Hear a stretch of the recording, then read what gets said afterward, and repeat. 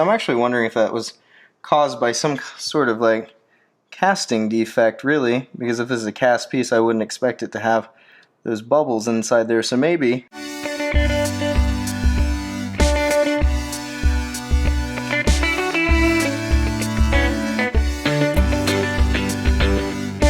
How's it going, everyone? Welcome to the Always Up Too Late channel. My name is Jonathan, and we're back in the garage with another John Deere video. Tonight we're looking at my John Deere X530, and the other day I was mowing and I was coming around on my last pass and I was edging up really close to one of those communications poles or boxes, junctions that exist, property lines, the edge of yards and stuff, and I edge up really close to those things because I really don't like weed eating. So I tend to kind of bump the mower deck into things from time to time, trying to get as close as possible.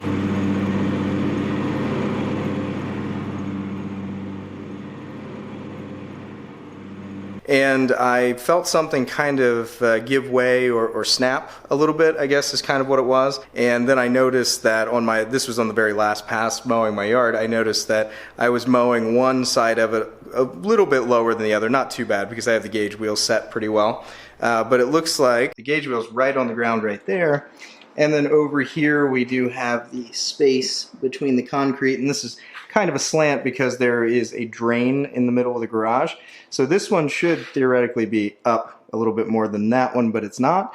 And come to find out, that was caused by me breaking this piece. I believe it's called a Trunnion, I think is what it's actually called, but should be one right here. Well, it is still attached, as you can see, it's right there, but it should have a shaft and it should actually be back in this hole with a Cotter Pin. Alright, and at this point in time I currently have the mower deck set as low as it possibly will go, and it's lowered all the way to the ground, and we can kind of see that this Trunnion piece still isn't quite lined up with the hole, and that's most likely because this U-bolt is pulled back a little bit. There's tension on these bolts when the mower deck is hanging on it, so I think what we'll do is we use an 18mm deep well to go ahead and take this nut off and pull this piece off, and then we should just be able to slide it back on and just put it back in the hole, I believe is how we'll be able to do this. And also, just for good measure, I have a black marker here, and I'm going to kind of try to mark these threads a little bit too.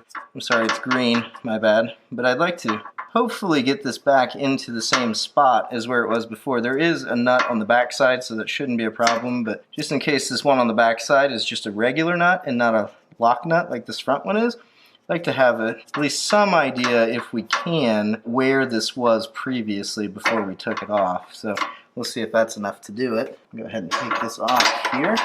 It's going to be a little bit difficult with it just kind of hanging on there.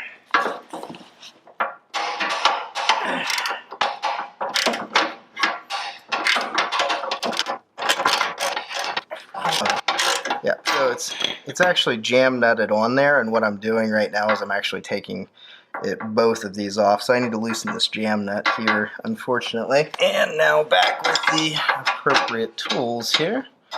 See if we can find there we go.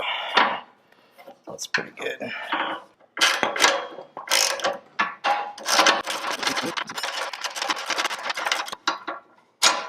Okay. Our old one off there, and let's see if we can still see the marks of where we were. Yep, there's some green marker, right? And my whole goal with that was I didn't want to have to re-level the mower deck if I didn't have to. That right there. Okay. Alright, and taking a look inside of the John Deere bag, you can see the parts we have to fix this. This is what they call a Trunnion, and we'll have to compare it to the old one. I'm not entirely sure if they've redesigned this because I know that it did come as a new part number. So that's the part number of it right there. I'll make sure to put that in the description. And also this part number there, which is the Cotter Pin that goes on the outside, and because the shaft broke off on mine, that Cotter Pin is gone. And because those are nylock lock nuts, which means that they have a kind of a plastic sleeve in there, and those can wear out over time. I always like to replace these when I take them off if I can, just so that way I know that I have the best locking ability of this nut in itself. So we'll go ahead and put this one and one of these on, and I did actually buy two.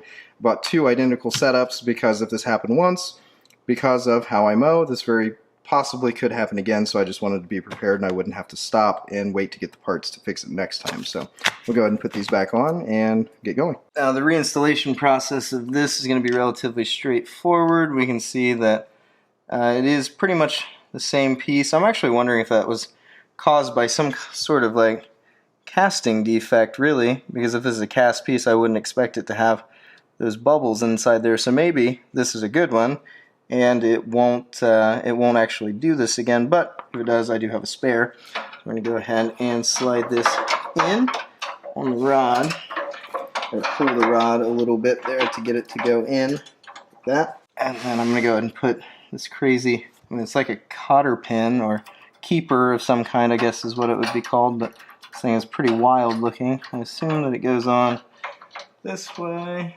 first, probably twist on there, just kind of wiggles into place there. There you go. So that holds it very nice though. I mean, it was crazy looking, but it does latch on there pretty nicely. And then we're going to use our new nylock lock nut here, and we're going to try to get this back to the way that it was previously. I thought I knew where my marks were, but I couldn't actually really tell. So I'm going to count the threads on this side and then double check the level after everything's put back together. Now at first I'm just going to go ahead and run this in to get tension against this so it starts pulling this rod through, and then we'll actually work on getting the jam nut held in place.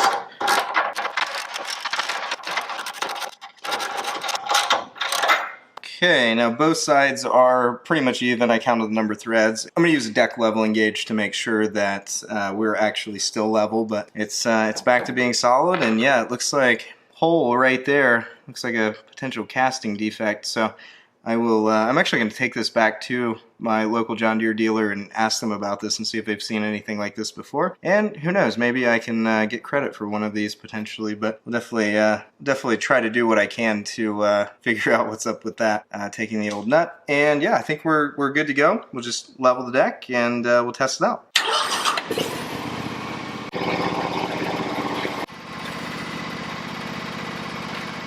Everything seems to be working pretty well. This is now up above the ground where it should be, where it was previously. I checked the deck level and made sure that it was level from side to side and front to back and all of that stuff. So everything is looking as it should. It looks like the repair went pretty well, and this should take care of my uneven mowing situation that I had going on with this John Deere X Series. Alright, and that's going to wrap today's video. It was a relatively straightforward fix, and it seems like that problem may be isolated to the piece that I had specifically. I don't know, or maybe that's more common and more people have run into it. May help some of you out there.